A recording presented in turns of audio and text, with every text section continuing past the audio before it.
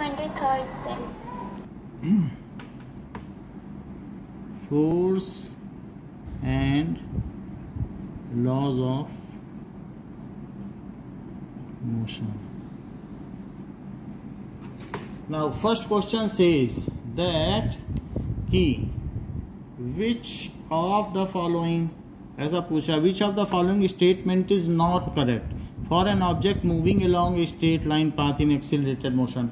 अगर कोई object straight line path में चल रहा है तो उसके लिए क्या बात सही नहीं है, ऐसा पूछ रहा है.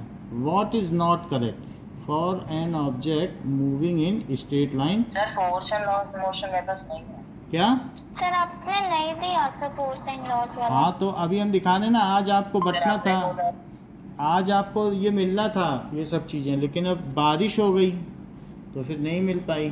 ओके मैं करा देता हूँ, फिर दे दूंगा आपको, अभी आप इससे देख के करो. तो ऑब्जेक्ट अगर स्ट्रेट लाइन पाथ में एक्सीलरेटेड मोशन में चल रहा है तो उसके लिए क्या चीज़ सही है? क्या इसकी इट्स स्पीड कीप चेंजिंग, वो तो चेंज होगी ना. सर ये ठीक है सर. हाँ, सही है.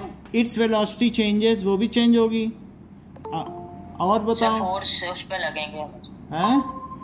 हाँ, it's velocity it always goes away from earth, ये कोई बात नहीं है कि अवे फ्रॉम होगा, क्योंकि एक्सीलरेटेड मोशन में तो कोई चीज़ अर्थ की ओर भी आती है ना, बॉल अर्थ की ओर आती है. तो कल वाला पेपर चेक कर दिया? कल वाला अभी हुआ नहीं है, कर देंगे, कल तक हो जाएगा. अब force is always acting on it, तो इसका आंसर क्या होना चाहिए? अब force is always acting on it. Now according to third law of motion, action and reaction. So action and reaction क्या होता है? सेकंड होगा always act on different bodies and opposing direction. Yes, it acts always on different bodies in opposite direction. Next देखिए. Now अब चलिए कल के test में भी आए थे ना क्वेश्चन. हाँ, अब देखो कि a goalkeeper in a game of football pulls his hand backward after holding the ball short at the goal. This enables तो वो अगर कोई गोल लेता है या कोई कैचर है. स्क्रीन ब्लर है सर. ओके, स्क्रीन ब्लर, इसको ठीक करते हैं. सो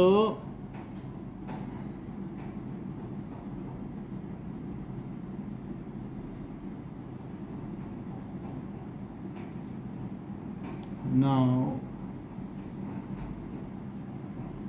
अभी ठीक है कि उल्टी हो गई? सर अब ठीक है. ठीक है ना, आप सही है. अब देखो, तो गोलकीपर जैसे कोई कैच करने वाला है प्लेयर क्रिकेट में, तो हाथ पीछे खींच के कैच करता है ना, तो ऐसा वो क्यों करता है? या गोलकीपर भी ऐसा क्यों करता है? तो ऐसा करके वो क्या चीज़ करना चाहता है? वो अगर ज़्यादा देर तक फोर्स लगाएगा तो क्या उसे कम फोर्स लगाना पड़ेगा for same change in momentum? कोई भी चीज़ है वो झटके से नहीं पकड़ी जाती. बॉल है तो झटके से पकड़ लिया, हाथ को पीछे खींच के कैच किया जाता है. मालूम है कि नहीं? हाथ पीछे खींचा जाता है कि नहीं कैच करते समय ऐसे? Yes sir. तो वो क्यों? क्योंकि अगर आप ज़्यादा देर तक फोर्स लगाओगे तो हमको मालूम है एफ क्या होता है, बताओ. F is equal to change in momentum, P upon T. बोलो ये बात होती है कि नहीं? बताओ. तो अगर मान लो एफ इंटू टी क्या हुआ, क्या यही इम्पल्स है? Yes sir. तो अगर फोर्स आप ज़्यादा टाइम तक लगाओगे, यदि ये मोर है तो क्या ये लेस लगाना पड़ेगा for same change in momentum? क्योंकि ज़्यादा देर तक लगाओगे तो थोड़ा फोर्स लगाने से ही काम चल जाएगा. मोमेंटम तो चेंज करना ही है, बॉल तो रोकनी ही पड़ेगी आपको. सो ये ऐसा क्यों किया जाता है? Because if force is applied for greater period of time, तो फिर क्या होगा?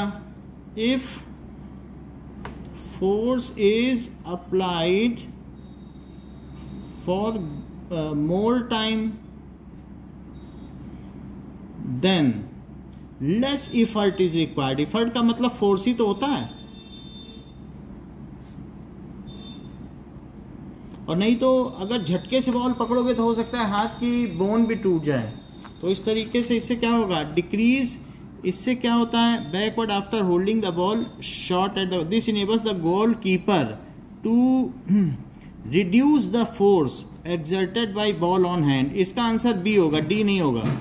Okay, now what will be the answer? It will be D. Just एक मिनट.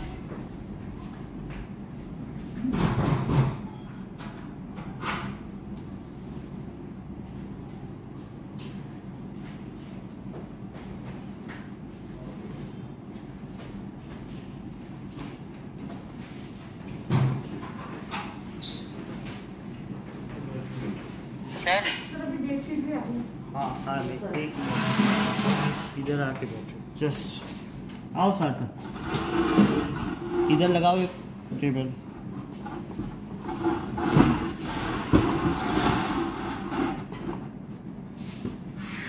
दिव्या इधर बैठो सार्थक. इस ये वाली इधर लगाओ.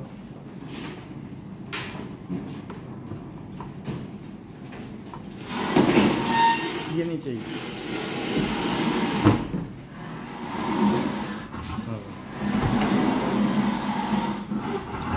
बैठो.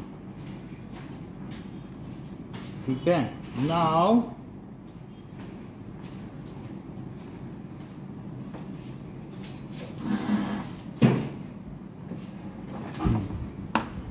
अब देखो, तो थर्ड वाले का आंसर क्या? कैसे होगा? थर्ड वाले का आंसर बता रहे हैं. थर्ड वाले में क्या है कि अगर मान लो आपने फोर्स लगाया, टाइम ज़्यादा देर के लिए लगाया, if you have applied force for greater period of time, तो ज़्यादा टाइम होने से reduce the force exerted by the ball on hands. उससे क्या होगा बताओ? कि अगर देखो F इज इक्वल टू क्या होता है? Rate of change of momentum होता है कि नहीं?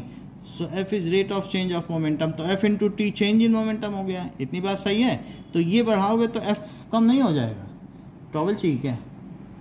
Yes sir. ठीक है, इतनी बात समझ आ गई. सो इस तरीके से less force is required.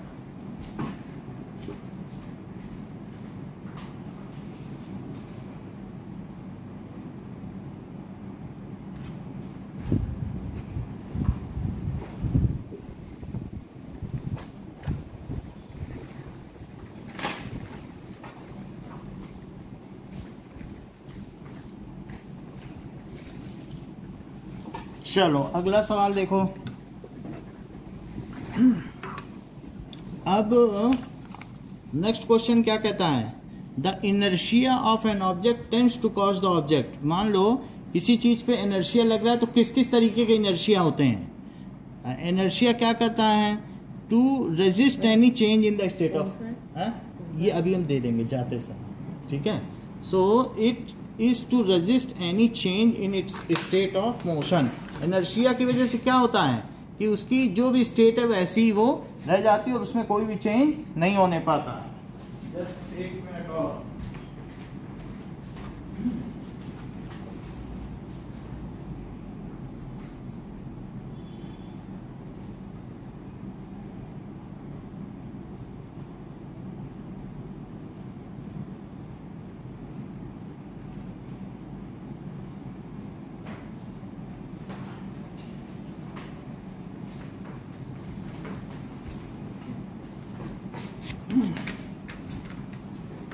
Okay, सो इसका आंसर क्या हुआ फोर्थ वाले का?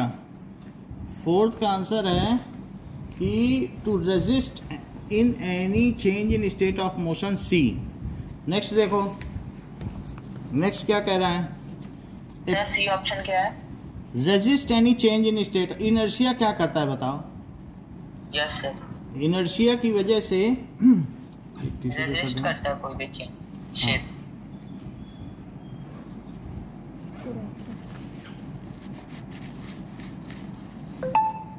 अभी क्लियर आ रहा है?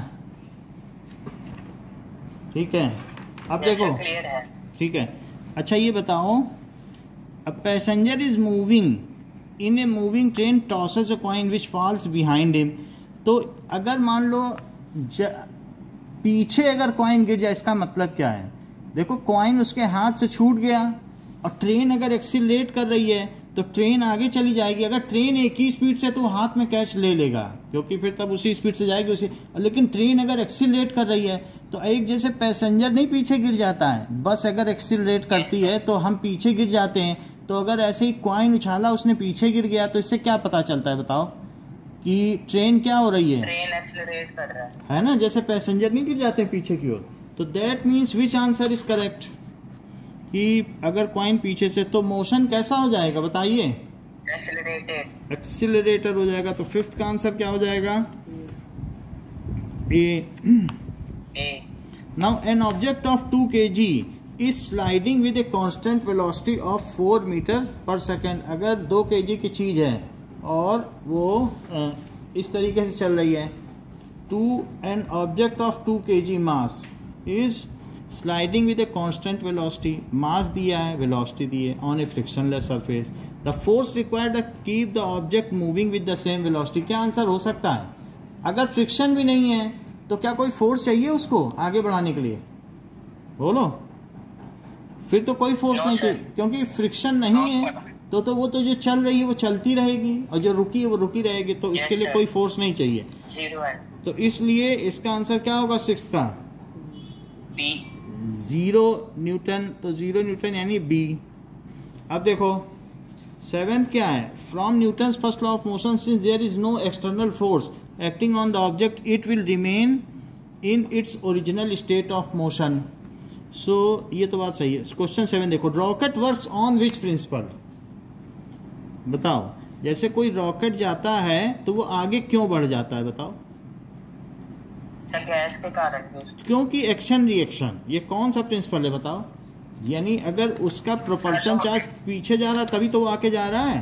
तो on the principle of, rocket works on the principle of conservation of momentum. क्यों, क्योंकि एक चीज अगर -v से जा रही है तो उस चीज को उधर जाना चाहिए कि नहीं, क्योंकि अगर रॉकेट शुरू में ग्राउंड पे है, जरा देखो तो ग्राउंड पे था तो क्या उसमें से कुछ गैस निकल रही थी, बताओ कि नहीं निकल रही थी, और ये नहीं निकल रही थी। तो बताओ अगर रॉकेट का मास m1 है और इस प्रोपल्सन चार्ज, इसमें प्रोपेलेंट चार्ज भरा ये m2 है, तो बताओ pi कितना था, क्या m1 plus m2 into velocity u कितना था बताओ, क्या 0, क्योंकि शुरू में तो वो रेस्ट पर था ना, और फाइनली तो p फाइनल क्या हुआ बताओ, कि जो m1 है वो v1 वेलोसिटी से जाएगा और m2 किस वेलोसिटी से जाएगा, v2। और बताओ law of conservation of momentum क्या कहता है, ये बताइए क्या, हाँ, यानी P I is equal to P F, बोलो ये बात सही है। तो अब हम पी आई कितना है बताओ, 0 है कि नहीं, क्योंकि शुरू में तो ये इनिशियल पोजीशन नहीं है, 0 है, तो 0 रख दो। और फाइनल कितना है बताओ, m1 v1 plus m2 v2। तो इससे हम ये देखें कि अगर मान लीजिए इसकी वेलोसिटी v2 है और इसकी वेलोसिटी v1 है, तो आप यहाँ पता कर लें, एक चीज इधर आ जाएगी, तो that is -m1 v1 is equal to m2 v2। तो जो v2 होगी क्या वो -m1/m2 v1 होगी, क्या v1 उसका प्रोपेलेंट चार्ज अगर पीछे जाएगा तो क्या रॉकेट आगे जाएगा, बताओ, देख लो ना, माइनस ये लगाए और m1/m2 कर दिया, तो क्या v2 हमेशा अपोजिट होगा, बोलो। तो ये हमने ये किस लॉ से किया, ये कौन सा लॉ है, law of conservation of momentum. तो इसका कौन सा आंसर करेक्ट है, प्रिंसिपल ऑफ कंजर्वेशन ऑफ, हाँ बोलो सर, ये समझ नहीं आया। समझो जरा, जैसे मान लो ये गन है, तो ये गन में ये अगर बुलेट आगे गई तो ये पिस्टल रिकॉइल करती है कि नहीं, बताओ, जब रिकॉइल करती है तो रिकॉइल स्पीड किससे निकालती हो ये बताओ, क्या पहले अगर इसका मास m है और इसका मास m है तो आप ये कहती हैं कि नहीं m प्लस m इंटू 0, क्योंकि शुरू में तो राउंड इसके अंदर ही था, तो बताओ इनिशियल स्पीड कितनी थी, क्या 0 नहीं थी, बताओ माही। Yes sir.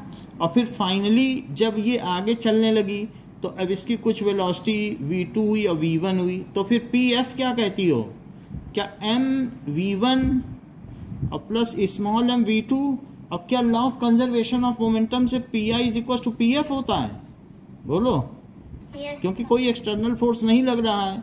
Law of conservation of momentum से। तो फिर अब मैं पी आई की जगह 0 रख दूं और पी एफ की जगह क्या रखूं बताओ? M1 V1 plus M2 V2। V1 plus M2 V2। तो अब यहाँ पर कुछ देर के लिए मान लीजिए ये 2 kg की है और इसको मान लो ये 20 ग्राम की है और V2 को मान लो 200 मीटर पर सेकेंड। सब वैल्यू रख दें तो ये देखो 0 इज इक्वल टू ये कितने ग्राम की बताई? M1। सो M1 को मान लीजिए, अब आप यहाँ पर मान लीजिए कि V1 किसे माना? इसे माना है तो 2 kg वाला मान लो, है कि नहीं? 2 kg की गन और उसकी वेलोसिटी V2 और 20 ग्राम कितना होता है? क्या 0.02 और ये 200। तो जरा मल्टीप्लाई करो, क्या 400 आ गया? और 400 से 2 डिजिट पहले डेसिमल लगाओ तो 2V1 प्लस ये दिस इज 0। तो बताओ 2V1 क्या आ गया? क्या -4? तो V1 कितना आ गया बताओ? -2। तो क्या गन हमेशा उल्टी नहीं जाएगी जिधर की ओर उसकी बुलेट गई है? बोलो, ये भी तो एक एक्शन रिएक्शन पेयर ही है, बताओ। Yes। तो उसी तरीके से अगर प्रोपेलेंट चार्ज पीछे जा रहा है तो रॉकेट को कहाँ जाना चाहिए? अगर रॉकेट भी उधर ही चला जाएगा तो क्या कंजर्वेशन का मोमेंटम फॉलो होगा? उन दोनों को एक दूसरे को काट के 0 बना देना है। ये चीज अगर पॉजिटिव आ रही है तो इसे क्या आ जाना चाहिए? नेगेटिव। क्यों निगेटिव आना चाहिए? क्योंकि ये एग्जैक्टली कट जाएंगे तभी तो ये 0 बन पाएंगे। बोलो, क्योंकि इनका पी आई क्या 0 नहीं था?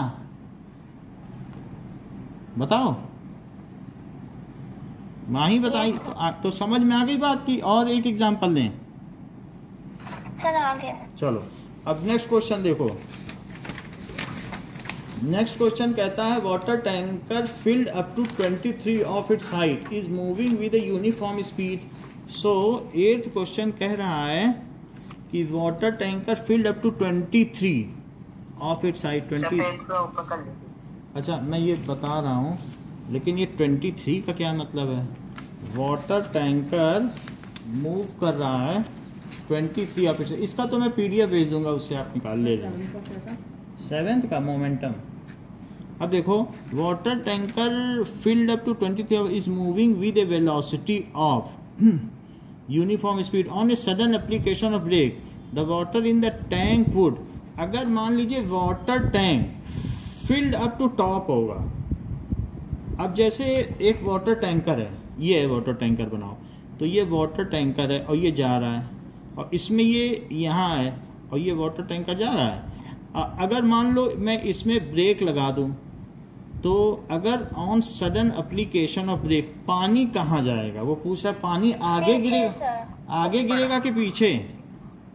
बता आगे। भाई आप ये देखो ना कि पीछे जाएगा ना। जैसे हमने ब्रेक लगा दिया तो अगर आप गाड़ी में बैठे हैं, आगे ही जाएगा। भाई आप गाड़ी में बस में बैठे हो और बस में ब्रेक लगा दिया तो क्या होगा बताओ जरा? ये बस में एक पैसेंजर बैठा है और अगर ये रुक गई बस तो बताओ ये आगे की सीट से टकराएगा कि यहाँ टकराएगा?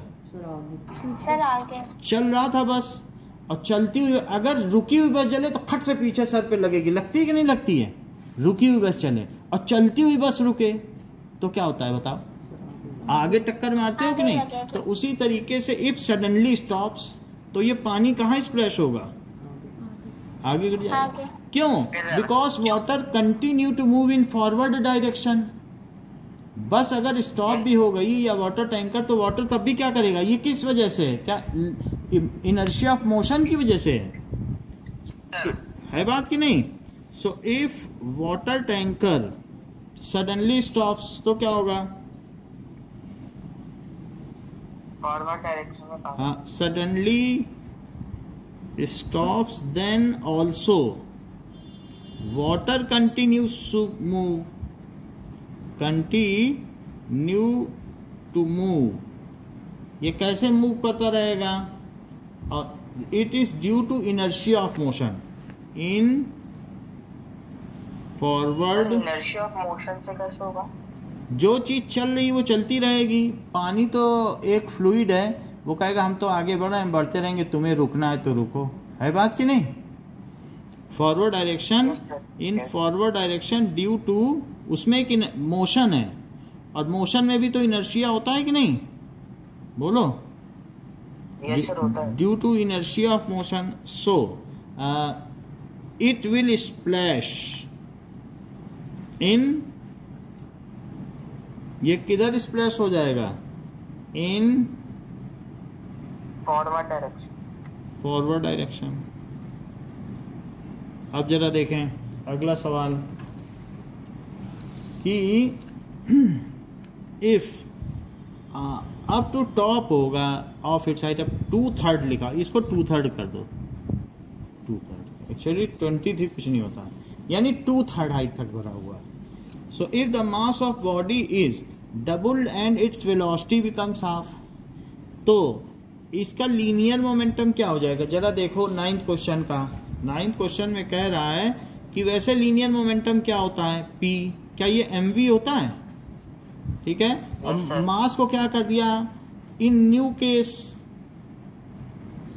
सो जो मोमेंटम है, मास को मैंने क्या, सर, ये P क्या होता है, बोलो सर ये P क्या होता है। P linear momentum, it is amount of motion in it, यानी mass into velocity, product of mass and velocity is called linear momentum. तो अगर नए केस में मैंने मास को डबल कर दिया है और वेलोसिटी को आधा कर दिया है, यानी v/2, तो बताओ इसका लीनियर मोमेंटम कितना हो जाएगा, क्या ये वही रहेगा कि वही रहेगा कि बढ़ जाएगा कि घट जाएगा, बताओ। सब वही रहेगा, वही सर, रहेगा, सेम है। तो सेम रहेगा, तो इसका आंसर क्या हुआ, ए हुआ कि नहीं, ठीक। सर ए में क्या लिखा है, ए में इट रिमेन्स सेम, यानी इसका जो वो है that it will remain same, ठीक है कि नहीं। सर आप ये भेज दे देना। क्या क्या बोल रही हो, सर क्या था आंसर, देखो इसका मोमेंटम बदलेगा कि वही रहेगा, ये बताओ,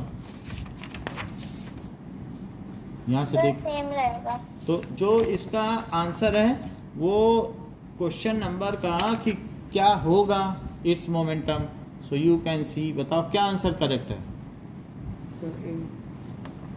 बोलो। ए करेक्ट है कि नहीं, हमने क्या Yes, लिखा, sir, A वाला। ए लिखा कि सी लिखा, यस सर। ये करेक्ट है। अब आगे देखो, now when A number of forces acting simultaneously on a body bring about A change in its state of rest और मोशन, बहुत सारे फोर्स किसी पे काम कर रहे हो, तो about A change in its state of rest और ऑफ यूनिफॉर्म मोशन, और वो फोर्स मिलके उसकी स्टेट बदल दें, अगर वो रुका है तो चला दें, और चल रहा है तो रोक दें, या फिर एक्सिलरेट कर दें, या डायरेक्शन बदल दें, यानी उसके स्टेट बदल दें, तो ऐसी स्थिति में वो उन ग्रुप ऑफ फोर्सेस को क्या कहेंगे, बताओ Divya. Unbalance force. Unbalance force, क्योंकि वो जीरो नहीं है, यानी वो ग्रुप ऑफ फोर्स कुछ काम कर पा रहे हैं कि नहीं। अनबैलेंस कैसे, अनबैलेंस्ड क्यों, क्योंकि अगर मान लो एक ऑब्जेक्ट पे बहुत सारे फोर्स काम कर रहे हैं, तो जैसे एक ये ऑब्जेक्ट है, इस पर कोई फोर्स यहाँ भी लग रहा है, और एक यहाँ भी लग रहा है, और एक यहाँ भी लग रहा है, और इतना लगने के बाद भी मान लो ये इधर चल गया, तो उसको चला दिया, तो ये इनका सम जो F1 प्लस F2 और प्लस F3 और प्लस F4 है, क्या वो जीरो है कि नहीं जीरो है, वो तो जीरो नहीं है, नहीं जीरो तभी तो चला पाए, बोलो। बैलेंस्ड फोर्स किसे कहते हैं, if sum of forces acting on a body is zero then such forces are known as, बोलो, बैलेंस्ड फोर्स कहते हैं कि नहीं। तो लेकिन अगर हम अब if net sum of all the forces acting on a body, forces acting on a body is non zero, वो क्या हो जाए बताओ, non zero, then its state of motion changes. State of motion कैसे बदल जाती है, अगर वो रेस्ट पर है तो चल देगा, चल रहा है तो रुक भी सकता है, एक्सिलरेट कर सकता है, या डायरेक्शन बदल जाती है, बोलो समझ में आ गई बात। तो इसकी स्टेट ऑफ मोशन चेंज हो जाएगी, बोलो। और इस तरीके के फोर्सेस को क्या कहते हैं? Yes, sir. बैलेंस्ड फोर्स या अनबैलेंस्ड फोर्स? क्योंकि बैलेंस्ड फोर्स कभी कुछ नहीं कर पाएगा, बैलेंस्ड फोर्स तो हमेशा एक जैसा रहेगा। तो इसका ऑप्शन क्या करेक्ट है? So if a number of forces acting on it then such is opposite force नहीं है इसका आंसर कभी भी, क्योंकि वो then the forces acting on a body is unbalanced. C इसका करेक्ट लिखो, सी इज करेक्ट।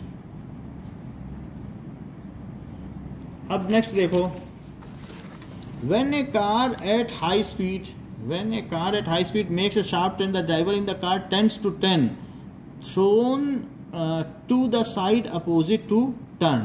जैसे आप जब हाई स्पीड पे चलते हो तो जो कार का ड्राइवर होगा वो टर्न की तरफ नहीं मूव करेगा।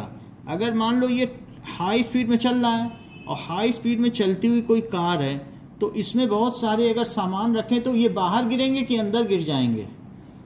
बताओ। बाहर सर। बाहर गिरेंगे। फिर से देखो, गिरेंगे। जैसे ये मान लो एक कार है और ये कार ऐसे है और ये इस पे चल रही है, ये रास्ता है और इस रास्ते पे चल रही है और ये ऐसे चलती चली जा रही है, ठीक है, ये ऐसे। तो now car is moving with speed, तो इसमें अगर लगेज रखा है ऊपर तो वो बताओ बाहर गिरेगा कि अंदर? क्योंकि उसकी टेंडेंसी तो सीधा मूव करने की होगी और कार मूव कर रही तो लगेज कहेगा हम तो नहीं मुड़ते, तुम्हें मुड़ना है तो मुड़ो, मेरे पास तो इनर्शिया ऑफ डायरेक्शन है। बोलो। तो कार अगर यहाँ चली जाएगी, है बात? हाँ बोलो माही। सर वो परपेंडिकुलर में गिर जाएंगे ना। मतलब उसकी टेंडेंसी सीधे जाने की होगी। वो जैसे एक स्पीड है तो सीधा जाना चाहेगा तो कार इधर चली जाएगी तो कार को लगेगा अरे लगेज तो वहीं उधर सीधा चला जा रहा है, तो कार के रिस्पेक्ट में तो बाहर ही हुआ कि नहीं? क्योंकि लगेज क्या चाहेगा?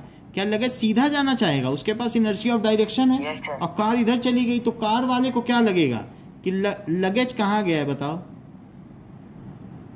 कार को लगेगा लगेज बाहर गया है कि नहीं, क्योंकि लगेज तो सीधा गया।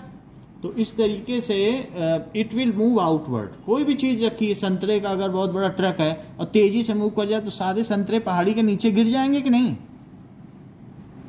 समझ में आई? तो ये क्या हुआ, ऐसा किस वजह से हुआ?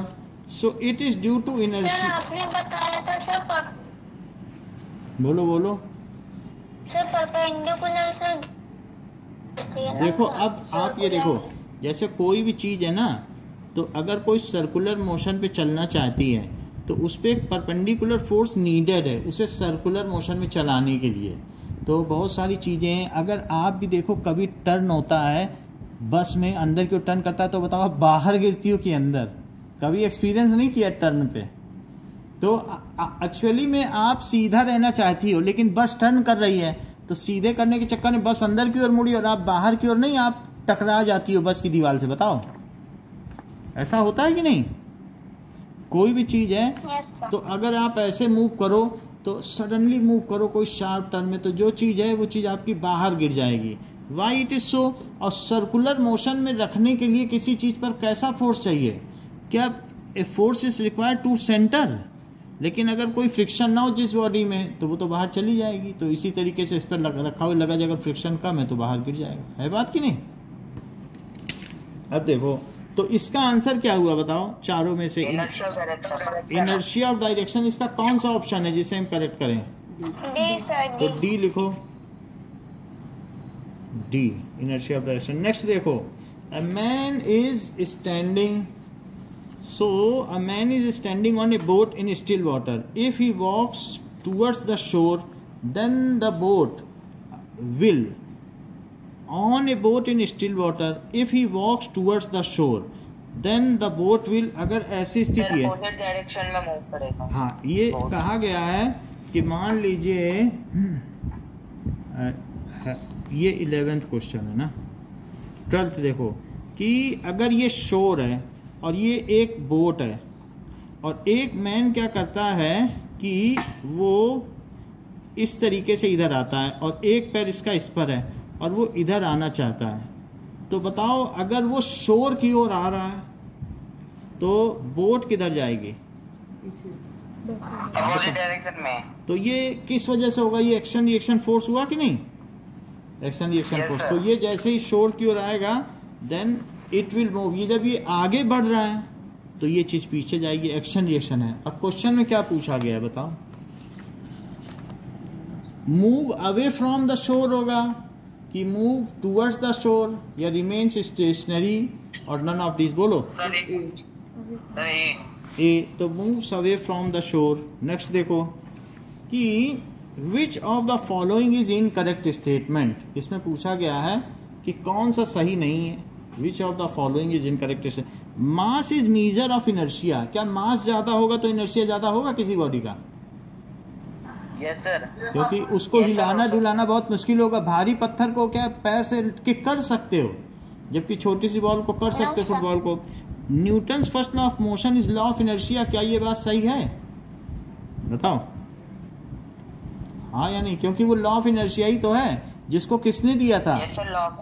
गैलीलियो ने बताया था कि नहीं, लॉ ऑफ इनर्शिया।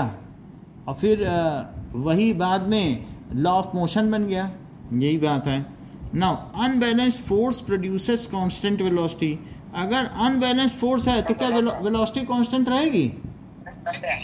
कभी नहीं रहेगी, क्योंकि हमने ऊपर देख लिया। क्योंकि अनबैलेंस्ड फोर्स जो होता है वो क्या होता है?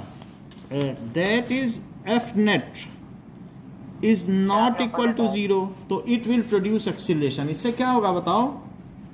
इट विल, क्योंकि एफ नेट क्या है? क्या वही एम ए है? एक्सीलरेशन। तो अगर मैं ये कहूं कि अनबैलेंस फोर्स है, लेकिन एफ का क्या फार्मूला होता है न्यूटन के सेकंड लॉ से? M A. तो मास तो 0 नहीं हो सकता, तो एक्सीलरेशन क्या हुआ? 0/m। तो एक्सीलरेशन कितना हो गया?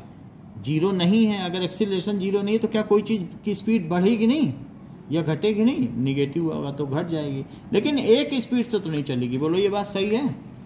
तो हम इसमें क्या आंसर लिखें कि दैट इज अनबैलेंस। तो सी करेक्ट है। इसका आंसर क्या है? सी इज करेक्ट। अब अगला देखो 14th देखिए। 14th क्वेश्चन क्या है कि अ बॉल इज इनकरेक्ट होगा ना भाई, ऐसे नहीं कहा जाता। Which is incorrect? C is the desired option. तो विच इज इनकरेक्ट मतलब अगर हमें ये कहना है तो अब ये पूछा जा रहा है कि विच इज इनकरेक्ट। क्वेश्चन में कुछ भी पूछा जा सकता है। आपको कहोगे कि c is the desired option, c is the option. Correct ना बोलना चाहो तो फिर क्या बोल सकते हो? शी इज डिजायर्ड ऑप्शन, ऐसा बोल दो। चलो, a ball is thrown vertically upward in A train moving with uniform velocity. अगर ट्रेन यूनिफॉर्म स्पीड से चल रही है तो और बॉल फेंकी जा रही है, तो बॉल क्या सीधे उसके हाथ में आएगी जिसने फेंका है, कि और कुछ होगा, कि पीछे जाएगी कि आगे? बताओ। सर कैच कर लेगा। कैच कर लेगा। Return back to the thrower. और अगर ट्रेन डेसिलरेट हो रही है, रिटार्ड हो रही है, तब बॉल कहाँ जाएगी? सर आगे। सही बात है, क्योंकि ट्रेन धीमी हो गई और पहले उसकी स्पीड ज़्यादा थी तो बॉल आगे गिरेगी। तो ये वही हालत है जैसे एक बस रुक जाए तो पैसेंजर आगे नहीं गिरते हैं, तो वही चीज़ है। तो ये c option is correct. Next देखो कि which of the following is not an application of conservation of linear momentum. So इसमें कंजर्वेशन ऑफ लीनियर मोमेंटम किसमें एप्लीकेबल नहीं है? While firing a bullet, Mahi बताओ। The gun must be held tight to the soldier when a man jumps from a boat of the शोर।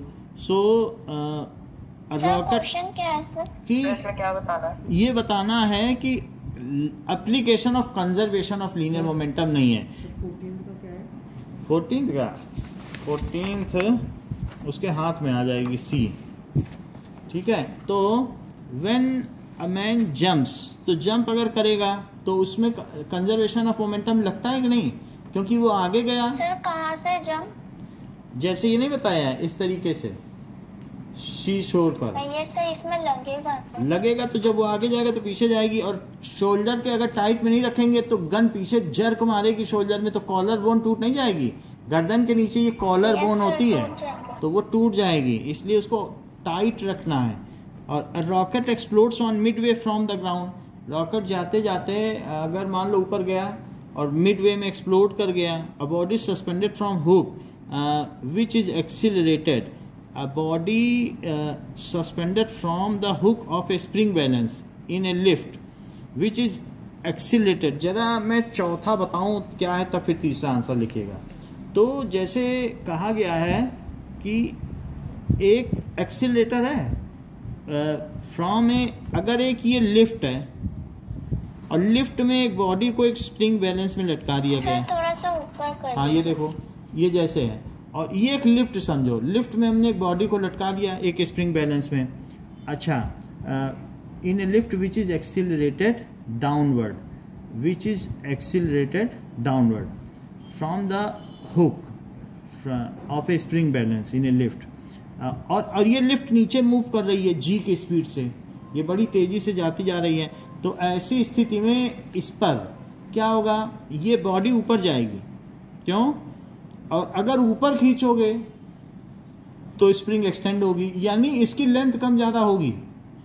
जी नीचे तो spring छोटी, और बताओ इसको ऊपर खींचो, तेजी से ऊपर खींचो तो बड़ी।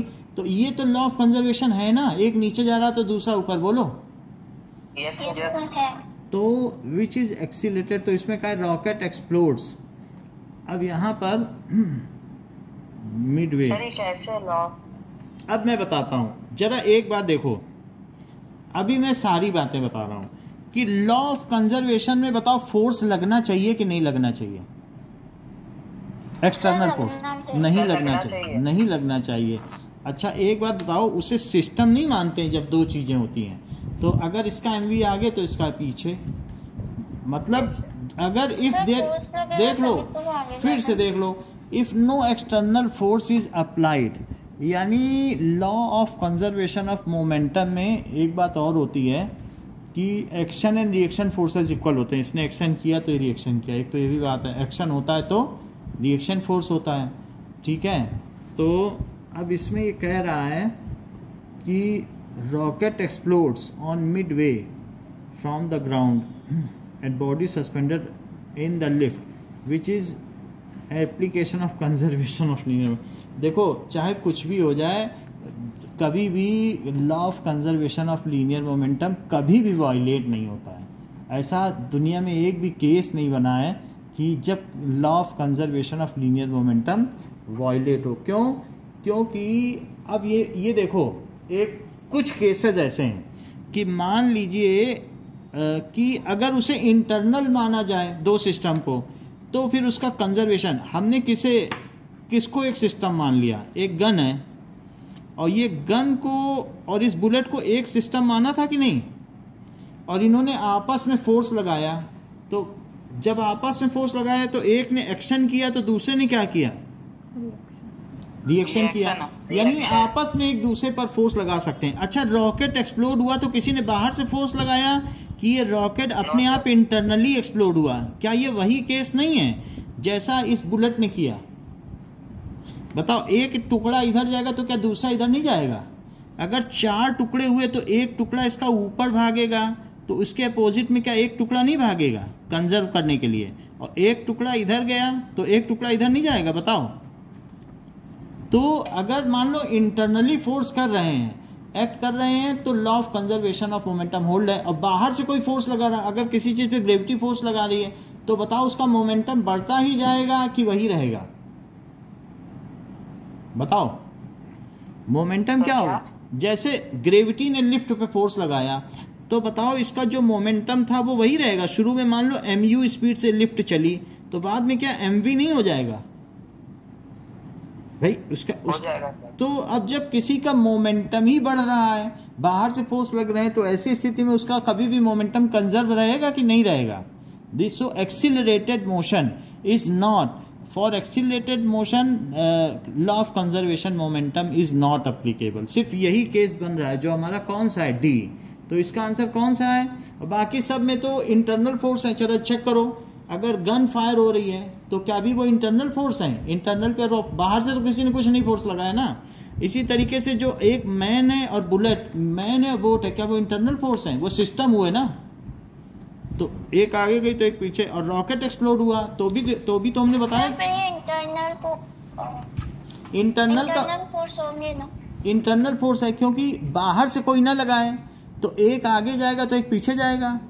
जैसे आदमी आगे गया तो बोट कहाँ गई? पीछे गई। तीसरे आदमी ने फोर्स नहीं लगाया। लेकिन ऐसे ही रॉकेट एक्सप्लोड किया तो उसके अंदर का जो केमिकल है वो एक्सप्लोड किया क्या? बताओ। Yes sir. लेकिन ये जो चौथा केस है लिफ्ट, उस पे कौन फोर्स लगा रहा है? क्या ग्रेविटी? उस पे तो बाहर क्या है? भाई चौथे वाले में है कि लिफ्ट वाला है ये, तो यहाँ तो बाहर से फोर्स लग रहा है। So if external force is applied then law of conservation of momentum does not hold. बोलो, बात समझ में आ गई? बाहर से लगेगा तो क्या उसका मोमेंटम भला कंजर्व भी रहेगा? वो तो बढ़ती ही जाएगी उसकी स्पीड। बताओ तो आंसर कौन सा है? तो आंसर डी है, लिफ्ट वाला। लिफ्ट वाला आंसर। एक्सटर्नल फोर्स नहीं लगना चाहिए। जब भी हमने ये पढ़ा है तो ये चीज़ क्या है, यही वो केस है। क्योंकि ये भी केस हम लोग अभी आगे पढ़ेंगे 10th में, तो ये 4 लॉ ऑफ कंजर्वेशन में आता है ब्लास्टिंग में। इसके सारे सवाल किससे हल किए जाते हैं? Law of conservation of momentum से। ये जो बॉम्ब ब्लास्ट होता है यही ऐसा है। सो क्या लिख लें बताओ? इफ एक्सटर्नल, अभी जाते समय इसका हम जीरोक्स दे देंगे आप लोगों को, तो फिर आप उससे नोट कर लें। If external force is applied then law of conservation of momentum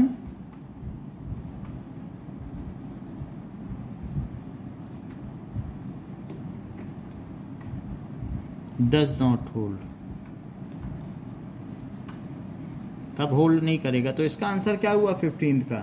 15th में डी हुआ कि body suspended from the hook of spring. हुआ कि नहीं? चलो नेक्स्ट देखो। नेक्स्ट क्वेश्चन कह रहा है कि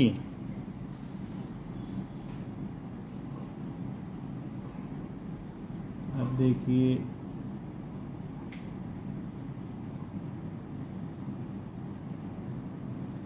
हाँ, next is when we stop pedaling the bicycle begin to slow down। this is because ऐसा क्यों होता है? आप पैडल कर रहे हो, so when we stop friction, so nature of bicycle, so इसमें this is because the frictional force acting along the direction of motion, air resistance which is in the direction of motion, उसमें भी नहीं। frictional force acting opposite, बोलो C correct है कि नहीं? इसमें ये कैसा ये ऑप्शन वाला बना है, सारे गलती दे रखे हैं। तो frictional force acting opposite to the direction of motion, c सही है कि नहीं? क्यों कोई चीज रुक जाती है? So nature of bicycle to stop after, क्या नेचर है बाइसाइकिल का जो कोई भी चीज रुक जाए? नेचर, क्या तुम नेचर बदल दोगे बाइसाइकिल का तो चलने लगेगी? बताओ। No sir, no. कोई भी दुनिया की कोई चीज ले आओ, अब फोर्स लगाने के बाद छोड़ दो तो क्या रुकेगी नहीं? क्या क्यों रुक जाती है बताओ? फ्रिक्शन की वजह से होती है। तो 16 का आंसर क्या हुआ? फ्रिक्शन हुआ। 16 का आंसर लिखो सी। नेक्स्ट देखिए, inertia is the property of a body by virtue of which it can not change by itself. Inertia की वजह से वो नहीं चेंज कर सकता। क्या नहीं चेंज कर सकता? क्या इसकी state of rest, it's steady state of uniform motion, वो नहीं बदल सकता। इट्स डायरेक्शन ऑफ मोशन, वो नहीं बदल सकता। कि सब कुछ भी नहीं बदल सकता इनमें से? बताइए। तो क्वेश्चन क्या है? क्या नहीं बदल सकता? इनर्शिया एक ऐसी प्रॉपर्टी है जिसकी वजह से उसकी स्टेट ऑफ रेस्ट नहीं बदली जा सकती, कि स्टेट ऑफ मोशन नहीं बदली जा सकती, कि स्टेट ऑफ डायरेक्शन नहीं बदली जा सकती, कि तीनों नहीं बदली सारे। तो इसका आंसर क्या हुआ 17th का? 17th का डी। ठीक है, अब आगे देखो 18th, A bullet of mass m, mass a and velocity b is fired into a wooden block। अच्छा 18th देखो, athlete does not come to rest immediately after crossing the winning line due to. Athlete जब दौड़ता है तो winning line पे उसके बाद रुक क्यों नहीं जाता? वो थोड़ा और आगे तक क्यों दौड़ता है बताओ? Sir inertia of motion. Inertia of motion. तो इसका आंसर क्या हुआ? वो अचानक कोई भी चीज रुक नहीं सकती है। तो इसका आंसर क्या हुआ? A, inertia of motion.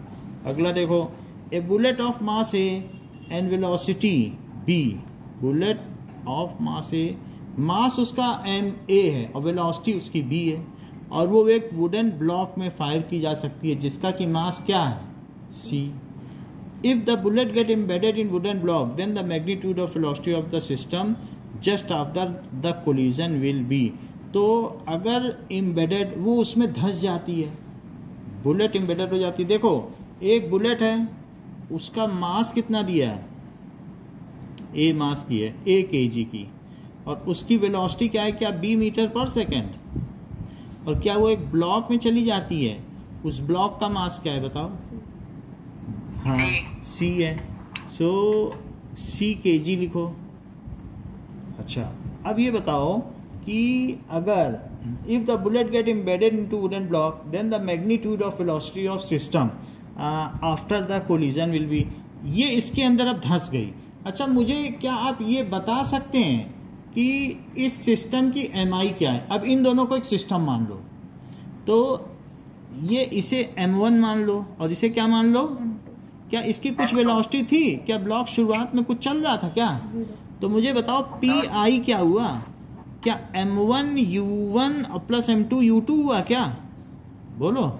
तो अच्छा ये बताओ पी आई को मैं ए के जी मानूं कि नहीं, और उसकी वेलोसिटी बी ना मानूं, बोलो। देखो एम यू नहीं माना, और इसको क्या मानूं, क्या सी इंटू जीरो मान लूं, भाई ये जब चल ही नहीं रहा। तो अब पी आई कितना हुआ बताओ, क्या ए बी हुआ। अब जब इस पर बुलेट लग गई, तो बुलेट लगने के बाद जब इस पर बुलेट धंस गई, तो अब ये बुलेट, ये ब्लॉक भी चलने लगा, बुलेट तो इसमें घुस गई ना, तो ब्लॉक भी चलने लगा। तो पूछ रहा है कि अब इसकी वेलोसिटी बताओ, तो इसकी वेलोसिटी क्या होगी, देखो चेक करके बताएंगे, ऐसे ऐसे हमें मालूम नहीं है, हम चेक करके बताएंगे। इसकी ए है, इसका मास ए है, और उसका मास क्या है, सी। तो बताओ पी एफ क्या हुआ। अब सब मिल गए, और क्या दोनों एक ही स्पीड से चलेंगे, that is M1 plus M2 तो एक में धंस गए हैं, दे गेट इम्पेडेड, और वो भी वेलोसिटी चलेंगे कि नहीं। तो इसका मास कितना है ए, इसका मास सी, और क्या दोनों की कंबाइंड वेलोसिटी वी हो गई। और law of conservation of momentum क्या कहता है बताओ, कि पी आई किसके इक्वल होगा, पी एफ। तो पी आई कितना था ये बताओ, ए बी, तो ए बी लिखो, और इसको क्या लिखो, ए प्लस सी वी, बोलो ये बात है। अच्छा हमसे क्या पूछा जा रहा है कि then magnitude of velocity after the collision, क्या पूछा जा रहा है, वेलोसिटी पूछी जा रही है आफ्टर द कोलिजन, बोलो। So it is A B, और यही चीज़ है into bullet C, bullet get embedded, block तो चल नहीं रहा मेरे हिसाब से, तो इसलिए ए बी और ए प्लस सी है ना, तो ए प्लस सी को क्या मैं इसके नीचे लिख दूं, यस सर, और वहाँ भी बचा, यही इसका आंसर है। क्या ऐसा कोई आंसर दिया है, a b upon a plus c है एक आंसर। इसमें चूंकि स्ट्रोक की कमी है ना, इसलिए गड़बड़ है, यहाँ लगाओ स्ट्रोक, अब सही हो गया आंसर। इसको इसमें क्या ना, फॉन्ट में स्ट्रोक नहीं लगाया, तभी जगह जगह गलती हो गई। इसका आंसर डी है, डी इज करेक्ट, ठीक है ना, स्ट्रोक लगा दोगे सही हो जाएगा कि नहीं। अब देखो क्वेश्चन नंबर 20 देखो, the mass of two bodies are in the ratio 5:6 and their velocity, और उनकी वेलोसिटी इस रेशो में है, मास इस रेशो में और वेलोसिटी इस रेशो में, तो लीनियर मोमेंटम किस रेशो में होंगे, जरा चेक करो। तो समझ में आया क्वेश्चन, कि एक का मास 5m है और दूसरे का मास 6m ले लो, और एक का वेलोसिटी का रेशो 1v ले लो, v तो दूसरे का 2v ले लो। समझ में आई बात कि नहीं। तो दो ऑब्जेक्ट हैं, लेट फर्स्ट बॉडी और सेकंड बॉडी। तो पहले के केस में जो लीनियर मोमेंटम होता है mv होता है, तो मान लीजिए मैंने 5m मास ले लिया, और दूसरे के में क्या ले लिया, 6m लिया, बोलो बात सही है कि नहीं। 5:6 है, मास कितना दिया है 5:6 है। बोलो कार्तिक, समझ में आई बात? Yes sir. और वेलोसिटी एक की v ले लो, एक की 2v, तो पहले वाली की कितनी ले लो v और दूसरे 2v। तो बताओ p1 कितना हुआ? क्या 5 mv हुआ? और बताओ p2 कितना हुआ? क्या 12 mv। अब p1 बाई p2 निकालो। 5/12 mv कट गया, तो 5/12। क्या ऐसा कोई आंसर है? तो d इज करेक्ट। देख लो d ऐसा एक आंसर है कि नहीं? तो कौन सा आंसर करेक्ट है? d। Option D. d is correct. 21st देखो, ठंडी ज़्यादा लग रही क्या? नहीं लग रही ना। तो 21st देखिए। Now just 1 minute. 21st question देखो, 21st 22nd।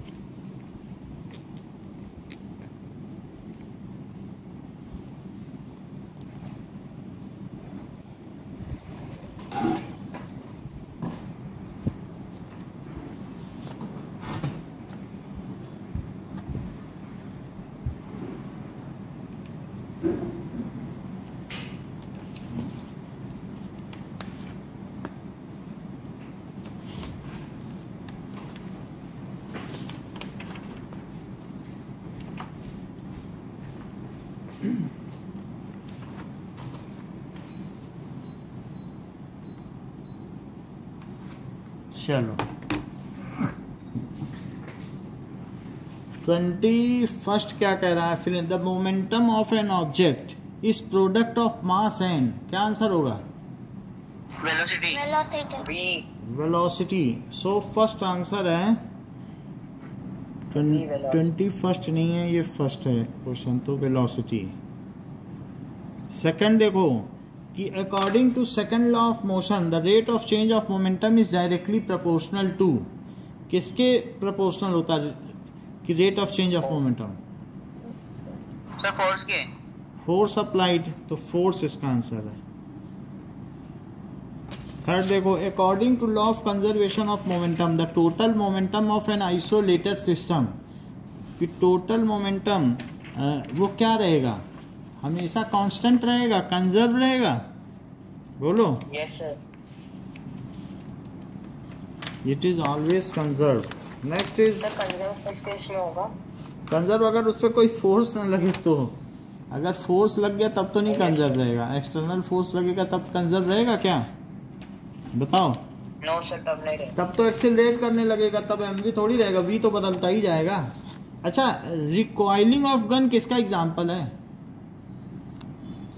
First law of motion, second law of motion की third law of motion? Third law of motion. क्योंकि एक्शन रिएक्शन फोर्स है, तो फोर्स फोर्थ का एग्जांपल क्या हुआ? Third law of motion. According to third law of motion to every action there is equal and opposite. So fifth में opposite. Sixth देखो the force are the force are said to be balanced if net force is force zero. Zero sir. हाँ, net force क्या होगा? Zero. what when a carpet is beaten with a stick dust particle comes out, तो dust particle बाहर निकल आते हैं। This phenomena ये किसका एग्जांपल है? इनर्शिया। हाँ, इन या first law of motion inertia. वो पूछ रहा है example of which law of motion, तो कौन से लॉ ऑफ मोशन का? First. First law of motion. Sir first. चलिए नाउ क्रिकेट, फर्स्ट लॉ कौन सा है? फर्स्ट लॉ है लॉ ऑफ इनर्शिया। जैसे पेड़ को झटका दो तो उसके फल गिर जाते हैं, जब पेड़ की ब्रांचेस हिलाओ तो पत्ती गिर जाती हैं, हम लोग आगे गिर जाते हैं जब बस रुकती है, जब बस चलती है तो पीछे गिर जाते हैं। ये सब किसके एग्जाम्पल है? लॉ ऑफ इनर्शिया के नहीं है क्या? इनर्शिया। बोलो माई। सेकंड क्या लो? सेकंड लॉ में तो ये है कि rate of change of momentum is directly proportional to applied force. बताओ। और sir third, that is for every action there is equal and opposite reaction. Opposite reaction. ठीक है, एक्शन रिएक्शन के तो बहुत एग्जाम्पल हैं। बुलेट वाला देख लो, गन का रिकॉइल देख लो, रॉकेट का प्रपल्शन देख लो, और जब कोई शोर पर आता है तो नाव पीछे जाती है, ये सब है कि नहीं? थर्ड लॉ से ही तो law of conservation of momentum derive हुआ है। अच्छा, एक्शन एंड रिएक्शन क्या है? Third law of motion. अब इसमें कई चीजें दी हैं। So action and reaction are, अब इसका कौन सा आंसर सही होगा? Action, Newton third law. Newton's third law, तो इसमें सिक्स्थ में लगा देना न्यूटन्स थर्ड लॉ। तो एक आंसर क्या हुआ? सिक्स्थ। 1 का 6।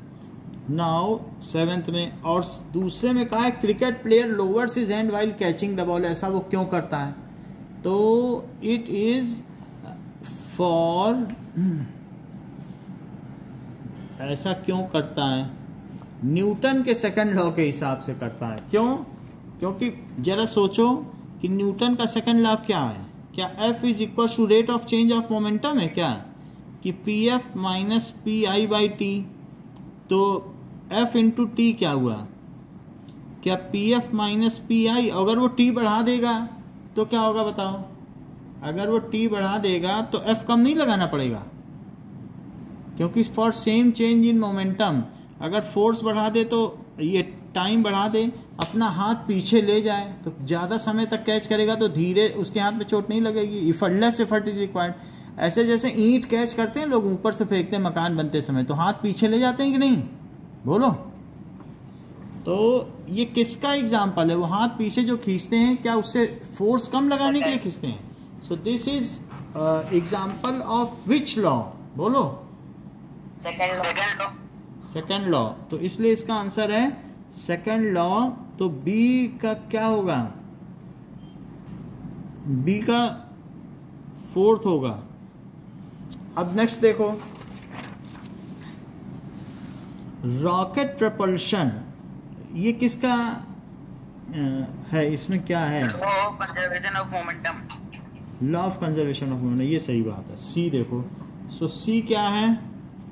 Law of conservation of momentum, that is seventh. C का आंसर है कि conservation of linear momentum. Linear momentum का मतलब एक सीधी रेखा में चलता जाए, वही तो है लीनियर मोमेंटम।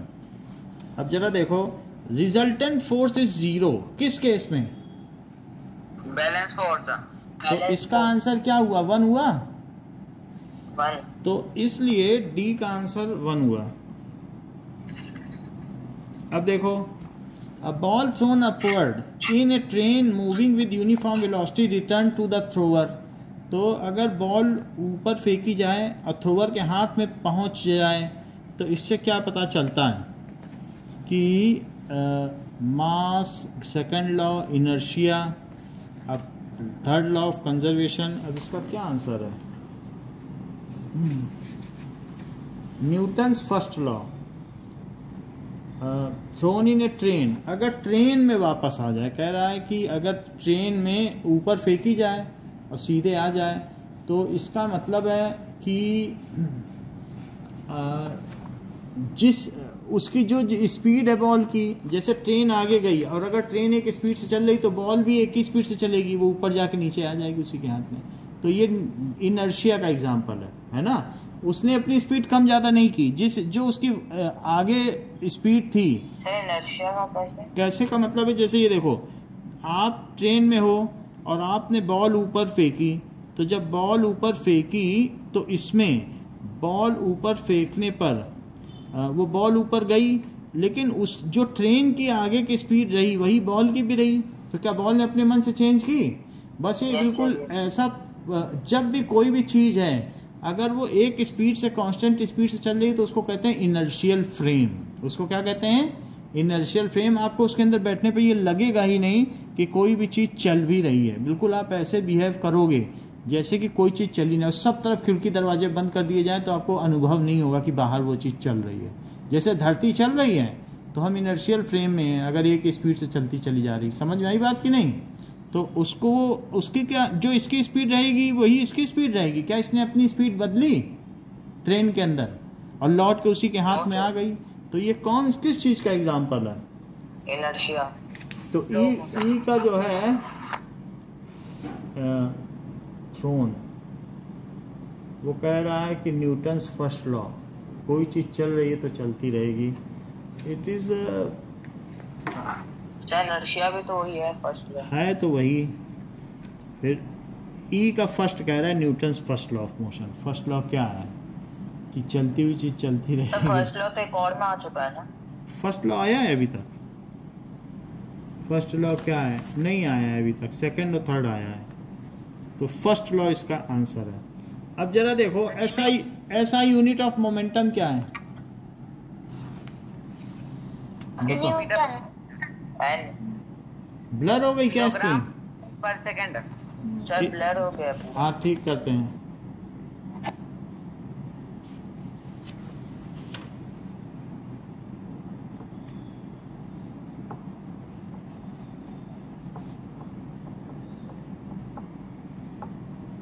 अब देखो ऐसा यूनिट ऑफ मोमेंटम क्या है? 8 केजी मीटर पर second square. MV KG moment, ये भी गलत है, केजी मीटर पर सेकंड है। मीटर पर सेकंड तो हो ही नहीं सकता, क्योंकि एमवी क्या है बताओ? केजी और वी क्या होता है? मीटर पर सेकंड। क्या बोलो, समझ में आई बात कि नहीं? तो इसलिए इसका आंसर क्या हुआ? इसका कोई आंसर नहीं है। केजी मीटर पर सेकंड है, चाहे से आप पेमेंट कर लो, मीटर पर सेकंड रखोगे तभी सही रहेगा। अच्छा, तो फिर एफ के केस में एर्थ हो जाएगा, C D E F. F के केस में एर्थ हो जाएगा। जी देखो, जी क्या है? Tendency of a body to resist change in its state of motion और रेस्ट। इस चीज़ को क्या कहते हैं? कि इस रजिस्ट करने को क्या कहते हैं? क्या यही इनर्शिया है? अगर को आप उसकी स्पीड कम करना चाहो या बढ़ाना चाहो तो क्या वो इस बात को रजिस्ट करेगी? तो उसे क्या कहते हैं बताओ? इनर्शिया। तो इसलिए जी का आंसर 5th हुआ। एच देखिए, inertia of a body depends on. Inertia किस चीज पे? मास। तो इसका आंसर क्या हुआ? एच का 3rd। एच का आंसर हुआ 3rd। ओके, इतनी बात समझ में आई? अब मैं दूसरी शीट लाता हूं आपको कराने के लिए। एक मैच भी कर देते हैं। सर मैथ का कौन सा चैप्टर? एक मिनट रुको।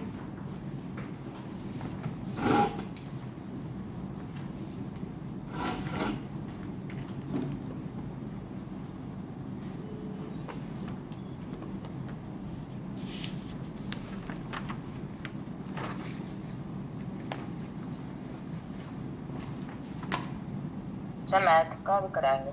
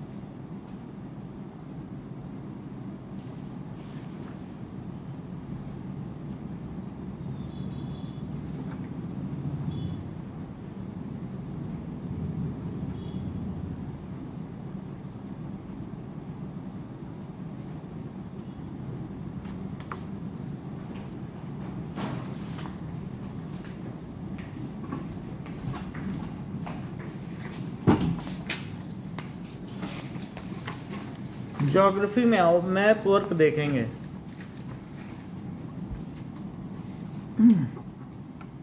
Now political map of India shows all states and union and territory. Presently India has 29 states. तो क्वेश्चन 1 पूछा गया है, क्या पूछा गया है कि locate and label the following atoms. Capital of Uttarakhand, तो उत्तराखंड की क्या कैपिटल है बताओ। सर मैथ के चैप्टर्स कम हो गए। सर मैथ के चैप्टर कम हो गए, 6, 7, 12, 14 हो गए। 6, 7, 12, 14 6, 7, 12 तो हिरॉन्स फार्मूला है, 14 स्टैटिस्टिक्स है, और 6, 7 कौन कौन से हैं, और 6, 7 कौन कौन से हैं, 6 लाइंस एंड एंगल्स हैं, और ट्रायंगल। चलो अभी कल आओगे तो फिर हम मैथ डिस्कस कर लेंगे। अभी थोड़ा समय बाकी है ना, तो मैप अभी कर लेते हैं, ठीक। Sir map sir granite chapter से भी आया था। ग्रेनाइट है, इसमें सभी मैप है, जो जो कहोगे हम वही करा देंगे। सर ग्रेनाइट सर ये आपने दिया नहीं ना अभी। तो अभी जब आप यहाँ आओगे ना, तो आपके लिए बहुत सारे हमने बना के रखे हैं, तभी तो देंगे, आपके आने पे ही तो देंगे। देखो कैपिटल ऑफ उत्तराखंड क्या है बताओ। देहरादून। तो आप देहरादून उत्तराखंड की कैपिटल कैसे दिखाओगे, तो इसमें दिखाया गया है, लेट अस सी, जहाँ पे डॉट है वहाँ दिखाओ। तो एक आपको खाली है, तो खाली में आप दिखा सकते हो, है ना, देहरादून। तो मिडिल में दिखाना, एक खाली मैप भी दिया है, तो आप खाली मैप में देहरादून दिखा देना। समझ में आई बात। दूसरा देखो कि एक प्रैक्टिस के लिए भी इसमें दिया है, ये प्रैक्टिस का मैप है, और ये है आपको करना। अच्छा कैपिटल आसाम की क्या है, उसका नाम असम हो गया। दिसपुर कहाँ दिखाओगे, देखो इस जगह पे दिखाओगे। इसकी प्रैक्टिस कर लेना, कहीं भी मत दिखाना, you have to make it, ठीक है ना। लोकेट करने में आ जाएगा कि कहाँ है, इसको हमें आना चाहिए। कैपिटल ऑफ मध्य प्रदेश क्या है बताओ। भोपाल कहाँ पे है, वो भी सेंटर में है। किसी भी चीज़ का कैपिटल मोस्टली सेंटर में ही होता है, तो सेंटर में दिखाओ। Capital of India new Delhi कहाँ है, ये न्यू दिल्ली भी छोटा सा एक राज्य समझो, एक स्टेट है, ठीक है, तो ये स्टेट है। अब देखो कैपिटल ऑफ कर्नाटक, तो यूनियन टेरिटरी है। यूनियन टेरिटरी है, बट उसका एक मुख्यमंत्री भी है, यूनियन टेरिटरी तो है, ठीक है। अब ये देखो that is capital of Karnataka क्या है, बेंगलुरु, यहाँ नीचे पे दिखाना। और कैपिटल ऑफ राजस्थान जयपुर, इस इधर पर दिखाओ, ओके, तो दिस इज जयपुर। और कैपिटल ऑफ गुजरात गांधीनगर, यहाँ पर दिखा दीजिए। अब आपसे इसी क्वेश्चन में पूछा है, locate and label the following item, the state which shares is boundary with China, Nepal and Bhutan. ऐसा कोई स्टेट आपके ख्याल में है, चाइना हो तो वैसे तो बहुत सारे, सर उत्तर प्रदेश, चाइना हो, नेपाल, ये तो हमारा क्या हो गया बताओ, यही तो है नेपाल, चाइना, नेपाल और भूटान, ये है सिक्किम, यही है, ये है सिक्किम। सिक्किम समझ रहे हो ना कहाँ पर सिक्किम, हाँ, इसी के सबसे मिल रही है कि नहीं। अच्छा, the state which shares is boundary with both China and Pakistan, वो कौन सा है, जम्मू कश्मीर। पहले तो अभी तो नहीं रह गया, जम्मू कश्मीर होना चाहिए, लेकिन क्योंकि बदल गया ना, यूनियन टेरिटरी हो गया है। तो स्टेट वैसे अगर ये सब करेंगे, पाकिस्तान से नहीं मिलती है ना वो उनकी सीमाएं, सो देयर बाउंड्रीज आर, मिलती नहीं है क्या बात करते हैं? किसकी बताओ सर, हिमाचल की। हिमाचल प्रदेश, हिमाचल की कहाँ मिलती हैं, हिमाचल पाकिस्तान के पास कहाँ है, हिमाचल देखो ये है, ये कहीं पाकिस्तान के पास है, टच नहीं कर रहा है, ये बिल्कुल थोड़ा सा कम टच कर रहा है, बिल्कुल दूर है। और मैग्नीफाई करें, ये देखो कहीं टच कर रहा है पाकिस्तान को, बोलो। नो सर, नहीं तो सर। आगे बढ़ो। तो अभी वो पूछ रहा है कि next is the state having common land and, जिसकी common land and sea boundary with Pakistan. Common land मतलब लैंड भी कॉमन हो और सी बाउंड्री, ऐसा कौन है बताओ। पंजाब। क्यों सी बाउंड्री है क्या, पंजाब के पास सी है, उधर सी है ना। नो सर, भुज में सी है, गुजरात। तो गुजरात इज देयर, देख लो गुजरात में आधा पोर्शन ऊपर है, ये देख लो, आधा पोर्शन ग्राउंड है और आधी सी है। इसका 12 मील का सी जो है वो उधर के सी से मिलता है। अच्छा, the state that shares is boundary with Bangladesh and Myanmar, ऐसा कौन सा है? बांग्लादेश से जिसकी बाउंड्री मिले, और म्यांमार क्या है? ये म्यांमार है, ऐसा त्रिपुरा बांग्लादेश है, ये होगा। ये कौन सा स्टेट है? मिजोरम मिजोरम की मिलती होगी, मिजोरम है कि नहीं? Yes sir. क्योंकि इधर बांग्लादेश। फिर कहता है the smallest among the state sharing boundary with Pakistan, Pakistan से बाउंड्री शेयर करता हो और लेकिन छोटा सा स्टेट हो कोई, ऐसा कोई स्टेट है? पंजाब होगा। देखो पंजाब का, गुजरात हो सकता है ना, थोड़ी सी गुज नहीं तो स्मॉलेस्ट अमंग द स्टेट ये हो सकता है, क्योंकि ये छोटा है ना, ये बड़ा है गुजरात। आगे देखो, the map shows the important geographical line which pass through India. These are standard meridian and top of Tropic of Cancer. Standard meridian कहाँ से पास होती बताओ जरा? मिर्जापुर से। तो जो स्टैंडर्ड मेरिडियन है वो एक तरीके का लॉन्गिट्यूड है, सर उत्तर प्रदेश में, उत्तर प्रदेश में है, इलाहाबाद के पास मिर्जापुर है। तो ये स्टैंडर्ड मेरिडियन है, वैसे इसे बनाया नहीं गया है, but that we can draw the time line, mean time line of India. अच्छा, ट्रॉपिक ऑफ कैंसर तो आपने देख लिया ना, ये यहाँ से जा रहा है, और श्रीलंका से ठीक नीचे से इक्वेटर जा रहा है। अच्छा, this map shows eastern, western, northern, southern part. अब इसमें कुछ क्वेश्चन पूछे गए हैं। क्वेश्चन में क्या पूछा गया है आपसे? सी, ट्रॉपिक ऑफ कैंसर पासेस, कौन से 8 स्टेट हैं जिनसे पास करता है? तो ट्रॉपिक ऑफ कैंसर पास करने के लिए शुरू में आ जाओ पहले वाले में। तो अब यहाँ से शुरू करो, कौन कौन से हैं? गुजरात, मध्य प्रदेश, छत्तीसगढ़ तो छत्तीसगढ़ बोल दिया है, और फिर झारखंड भी है ना, झारखंड की कोई बाउंड्री ठीक से दिखाई नहीं गई है। झारखंड, वेस्ट बंगाल, त्रिपुरा, मिजोरम, 1 2 3 4 5 6 7, एक फिर भी कम पड़ गया। गुजरात, मध्य प्रदेश, छत्तीसगढ़, झारखंड है सर, राजस्थान। हाँ, राजस्थान भी छोटा सा आ रहा है, देखो यहाँ पे है कि नहीं? ओके, तो यही 8 स्टेट आपको लिखने हैं।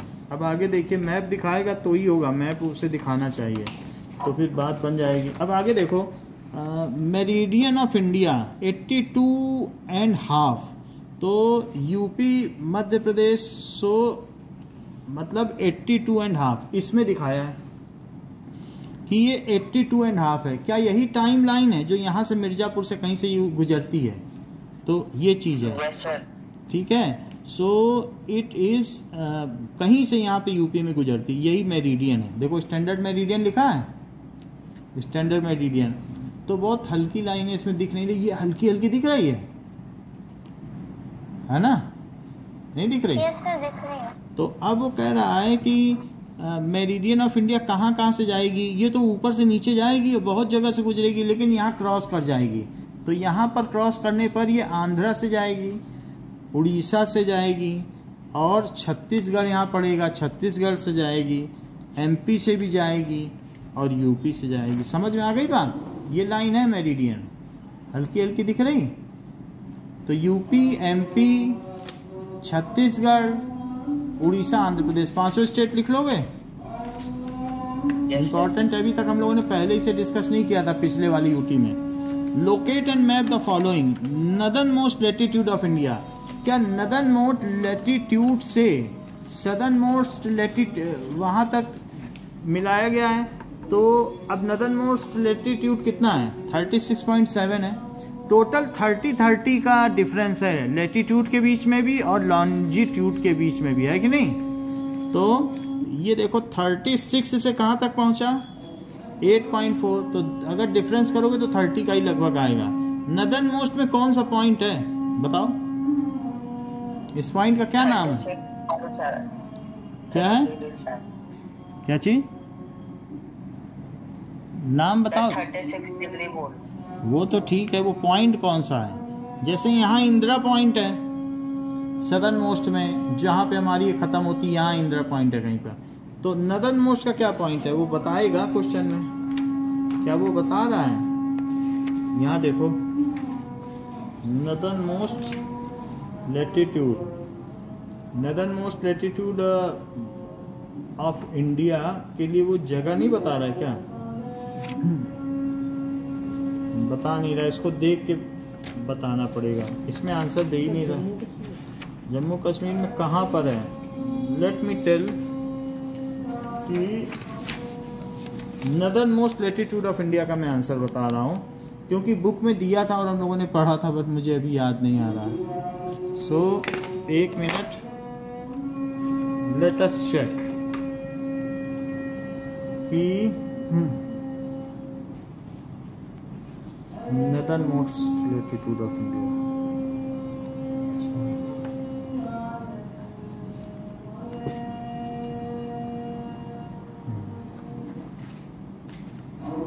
Name of northern most latitude of India.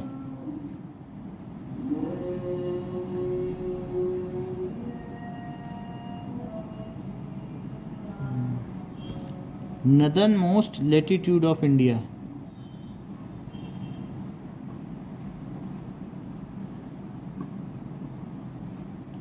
Northern most latitude of India.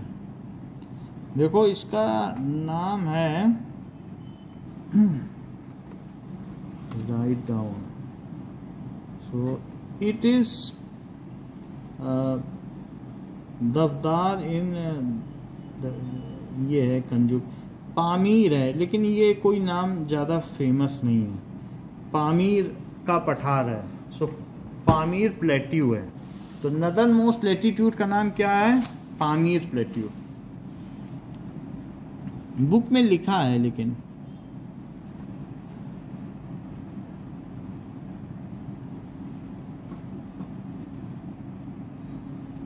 Pamir के पठार, प्लेट्यू। अच्छा, सदर्न मोस्ट तो इंदिरा पॉइंट है। अब कह रहा कि ट्रॉपिक ऑफ कैंसर, तो ट्रॉपिक ऑफ कैंसर जो है वो 23.5 है नॉर्थ, 23.5 नॉर्थ है ना ट्रॉपिक ऑफ कैंसर। सो जैसे ये अर्थ है, तो अर्थ में ये क्या है? ये इक्वेटर है, और इक्वेटर के ऊपर यहाँ पर इंडिया है। तो इंडिया से जो चीज़ पास कर रही है उस लेटीट्यूड का नाम क्या है? 23.5 डिग्री नॉर्थ है, ठीक है। तो यही है ट्रॉपिक। और जो ट्रॉपिक ऑफ कैप्रिकॉर्न है उसका नाम क्या है? 23.5 साउथ। तो ये साउथ हो जाएगा। नाउ अब देखो, और सर उसके बाद क्या है? ट्रॉपिक के बाद ट्रॉपिक ऑफ कैंसर है southern most point of India. देखो ट्रॉपिक ऑफ कैंसर के ऊपर से नदर्न मोस्ट लेटीट्यूड पामीर का पठार है, पामीर प्लेट्यू। अब सदर्न मोस्ट में बता देता हूँ, रुकिए। Southern most point of India, Kanyakumari. Kanyakumari में तो एक पॉइंट है ना, उसे कहता है केप कैमोरिन बोल रहा है। और इंदिरा पॉइंट यहाँ पे है। इंदिरा पॉइंट ख़त्म हो गया है, जब ये वो सुनामी आया था ना कार्निक में, वो डूब गया। अब हमारे पास है केप कैमोरिन है, ठीक है, रॉकी लैंड, और ये तमिलनाडु में है। तो ये लिख लेते हैं, अगर कभी आ जाए तो आपकी जानकारी में रहेगा केप कैमोरिन। अब ये रह गया है। तो सदर्न मोस्ट लेटीट्यूड ये 8.7 है, और केप कैमोरिन, ओके। अब जरा देखो, तो एक पामीर याद रखना और एक केप कैमोरिन याद रखना। नेक्स्ट देखिए कि नेक्स्ट इज क्वेश्चन नंबर 4। पूछा जा रहा है features are marked by number. Number दे रखा है और identify these features with the help of following information and write their correct names. तो उनका उनका करेक्ट नेम लिखना है आपको जो फीचर्स दे रखे हैं, ठीक है। सो लेट अस सी अ लॉन्गिट्यूड। जो लॉन्गिट्यूड है तो उसे, अब इसमें कई पॉइंट दे रखे हैं, ये 3 है, ये देखो 3 दे रहा है, ये क्या दे रहा है, ये 2 किसे दे रहा है, इस जगह को 2 दे रहा है, इस स्टेट को 2 दे रहा है। 2 ही नाम यहाँ दे रखे हैं 2 और 3। 1 क्या दे रखा है, ये 1 दे रखा है, और 4 भी कहीं दे रखा है, बस 3 ही दे रखे हैं। तो लॉन्गिट्यूड क्या है इसमें, लॉन्गिट्यूड तो ये इंदिरा पॉइंट यहाँ था ना, इससे काफ़ी नीचे, ये केप कैमोरिन यहाँ पे। तो लॉन्गिट्यूड का आंसर देखो, India into latitude which divides into India into 2 equal halves. कौन सा लेटीट्यूड इक्वल हाफ्स में डिवाइड करता है, ट्रॉपिक ऑफ कैंसर ही तो करता है लगभग हाफ में। और southern most point of main land of India दिखाना है, तो वो यहाँ पे दिखाया गया है ना। लेकिन ये मेन लैंड नहीं है, मेन लैंड ये है, और एक है southern most point of India, 2 अलग अलग चीज़ें हैं। Of most point of India कह रहा है, बट मेन लैंड अलग होता है। Southern most point of main land in India, ये क्या है, कन्याकुमारी है। Cape Comorin is, Cape Comorin फिर क्या है, southern most point of India वो भी कह रहा है। केप कैमोरिन क्या है, Cape Comorin rocky headland of Indian ocean in Tamil Nadu. एक तरीके से कन्याकुमारी का ही वो पॉइंट है ना। अगर आप देखेंगे तो केप कैमोरिन को इमेज में देखें तो इमेज में मतलब कन्याकुमारी कोई पूछे तो कन्याकुमारी भी लिख सकते हो, और ये जो केप कैमोरिन है ना, वो Cape Comorin in map of India. So अगर हम देखेंगे तो यही बिल्कुल लास्ट पॉइंट ही केप कैमोरिन है। केप कैमोरिन अगर देखा जाए तो कन्याकुमारी में है, ठीक है ना। सो यू कैन सी, यही कन्याकुमारी भी है, यही केप कैमोरिन भी है, southern most point of main land of India. बोलो समझ में आ गई बात, बताओ। कन्याकुमारी, और ये देखो कन्याकुमारी दिख रहा है कि नहीं, और कन्याकुमारी एक बड़ी जगह है, उसमें एक जो पॉइंट है उसको कहते हैं केप कैमोरिन, जो मेन लैंड का है। और अगर आप उधर का देखोगे कार निकोबार का जो आइलैंड्स हैं तो उसमें इंदिरा पॉइंट है, ठीक है कि नहीं, कि हमारा कहाँ तक सदर्न मोस्ट लेटीट्यूड जाता है। अब जरा देखो लेटीट्यूड विच डिवाइड्स और ए लॉन्गिट्यूड, ये तो बात समझ में नहीं आ रही है। ए लॉन्गिट्यूड तो यहाँ कहीं कुछ बना नहीं है, लॉन्गिट्यूड पर वो कोई पॉइंट तो लिखा नहीं है, तो इसलिए फर्स्ट का कोई आंसर नहीं है। कह रहा है ए लॉन्गिट्यूड यहाँ पर दिखाया है, तब तो इसे ये है लॉन्गिट्यूड है ना। तो इसका नाम क्या था? ये लॉन्गिट्यूड है। केप कैमोरिन, केप कैमोरिन कहाँ है, सर लॉन्गिट्यूड का नाम अभी बता रहे हैं, और ये कन्याकुमारी में है। और लॉन्गिट्यूड ये है, उसका कोई नाम नहीं है, वही मिर्जापुर वाली लाइन है जो time line, that is time line of. Sir एक लाइन होती है जो कि लंदन से आती है, उसको क्या बोलते हैं? ग्रीनविच मीन लाइन, उसमें 0 टाइम माना जाता है, ठीक है। और ये है, ये जो ये लाइन है, ये मिर्जापुर से आ रही, ठीक है कि नहीं। अब आगे देखो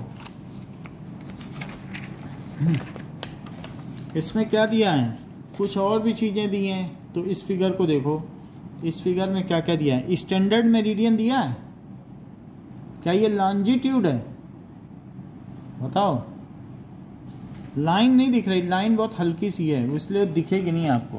सर दिख रही है सर। हल्की हल्की दिख रही, बिल्कुल हल्की हल्की, है कि नहीं। तो और ये और क्या दिया है, ट्रॉपिक ऑफ कैंसर दिया है, और क्या दिया है, ये यहाँ पे एक पॉइंट दिया कन्याकुमारी। तो लोकेट करना है ईस्टर्न मोस्ट लॉन्जिट्यूड क्या है, क्या बता सकते हो ईस्टर्न मोस्ट, ईस्ट में जो लॉन्जिट्यूड है वो कितना है? 37, 97 हैं सर, 95 and 7 डिग्री। 95 ऐसे ही होगा क्योंकि 67 इधर का है। 95 and 7 डिग्रीज। 95 and 7 अभी चेक कर लेते हैं, इसमें पता चल जाएगा आंसर में। तो 97.25 97 डिग्री .25 ये है आंसर इसमें दिया है, ठीक है। अच्छा और क्या पूछ रहा है, कह रहा है पामीर, पामीर का पठार कहाँ है, आपसे बताया था कि नहीं, पामीर नॉर्थ, तो वो एक्सट्रीम है भाई, ये देख लो अभी आपको पामीर प्लेट्यू बताया था कि नहीं, बताओ। तो वो नदर मोस्ट लेटीट्यूड है, ओके। Yes sir. अच्छा और आगे क्या पूछ रहा है कि वेस्टर्न घाट, वेस्टर्न घाट कहाँ पे होंगे, तो हमारे पास ये ईस्टर्न घाट है क्योंकि ईस्ट में, और ये क्या है, ये मालाबार कोस्ट के पास क्या है, सारे वेस्टर्न घाट्स हैं। तो अब इसमें वेस्टर्न घाट बनाना तो ऐसे बना दो, बस लाइन ड्रॉ कर लो। Yes sir. और बेतवा रिवर कहाँ पे है, बेतवा रिवर एमपी में पाई जाती है, ये एमपी है sir Betwa. Yes sir. Chambal नदी, बेतवा, चंबल बेतवा एमपी की नदियाँ हैं, ठीक है। तो उसके लिए एक आपको आर्क बनानी पड़ेगी जब भी बनाओगे तो। The outer most range of Himalayas को क्या कहते हैं, तो हिमाद्री। तो अब लेकिन इसमें outer most range of Himalaya को हिमाद्री कहते हैं, तो जस्ट देखो इसमें Himadri, outer most range of Himalaya, Himadri.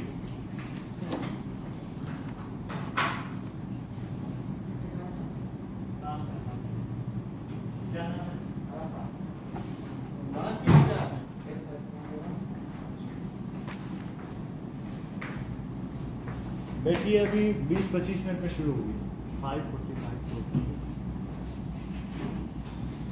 तो ये आउटर मोस्ट है ना, ये एक ये यहाँ से शुरू होकर के ये आउटर मोस्ट है, तो इसका आंसर क्या है, मैं ज़रा एक बार मैप में दिखाऊं तो पता चलेगा कि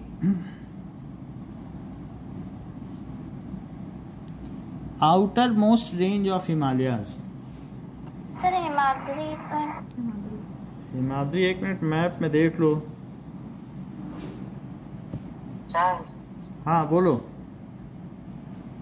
सब कुछ नहीं, बता दीजिए तो जानकारी हो जाएगी। मैं हिमाद्री बोल रहा हूँ। हिमाद्री है, इसको मैं मैप में दिखा दूँ।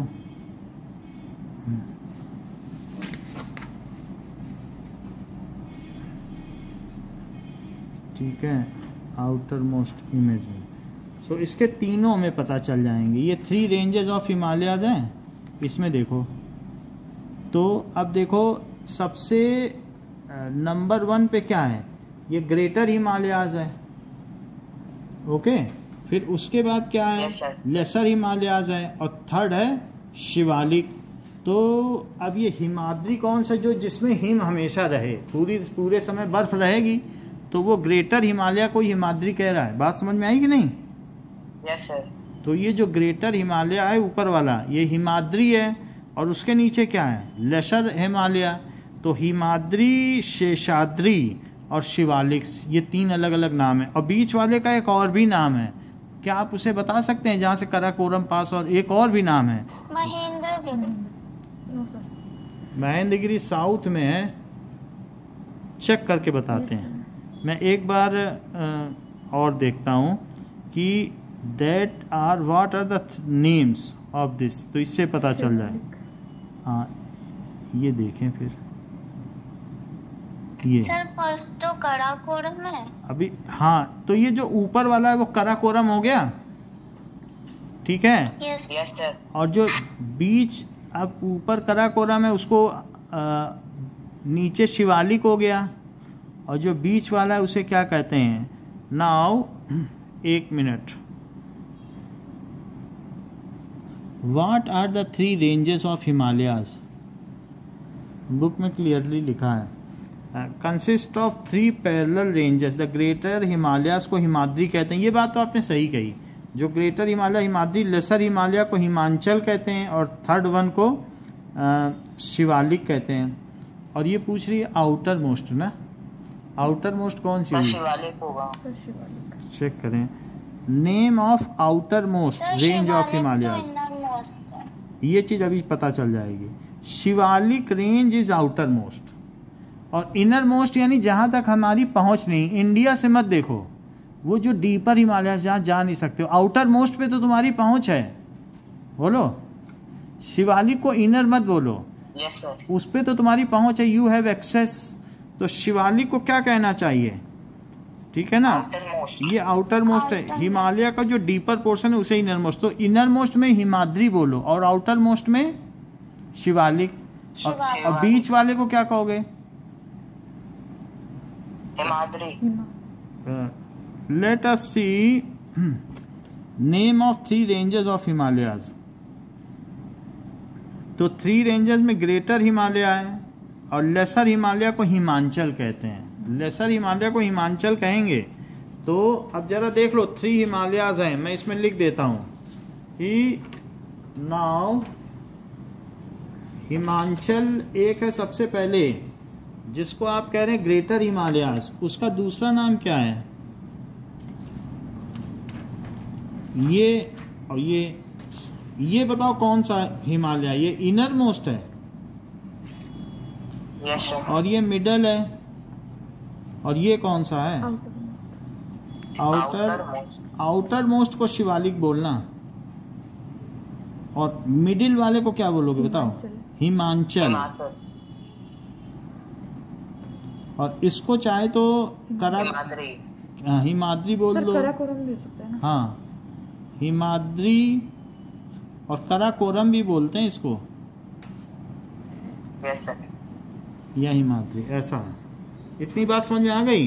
तो हम इतना ही आज के लिए रखेंगे, कल फिर मैथ्स कराएंगे। ओके सर कल कितने बजे है कोचिंग? कल तो फिर 5:45 रहेगी आप लोगों की। Yes sir. Okay, okay sir, thank you sir. Welcome.